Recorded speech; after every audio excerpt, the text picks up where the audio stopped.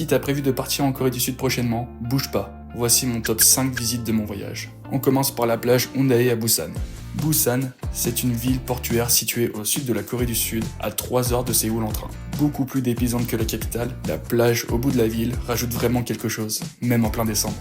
Ensuite, on a la Seoul Tower qui commence par une ascension en téléphérique magnifique pour arriver à une super esplanade toute décorée, avant de découvrir la vue de fou depuis le haut de la tour. Et PS, allez au restaurant tout en haut de la tour, c'est un banger.